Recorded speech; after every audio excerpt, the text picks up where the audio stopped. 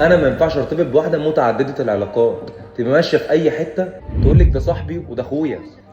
البنات اليومين دول في اختلاط، الا من رحم ربي. ما في بنات كتير بتشتغل محترمين، بتروح شغلها ملهاش علاقه بالراجل اللي معاها في الشغل، تبقى متجوزه وتبقى مخطوبه. والعكس بقى، تبقى متجوزه وماما مخطوبه وتروح تحكي مشاكل بيتها للراجل اللي معاها في شغلها. ماشي، ايوه ده بيحصل. متفقين. انا بقى اضمن منين واحده اصلا بتشتغل؟ مع ان في كويسين برضه، بس انا بكلمك لو ربنا كرمني وبلاني بواحده مش كويسه. البنات دلوقتي مش احسن حاجه، عشان كده بقول لك ايه، انا ما ينفعش ارتبط بواحده متعدده العلاقات، تبقى ماشيه في اي حته تعرف اي واحد تقول لك ده صاحبي وده اخويا. يا بنتي ما هو ده اللي بيحصل دلوقتي. انت عشان مش كده فما تعرفيش حاجه، انا اعرف.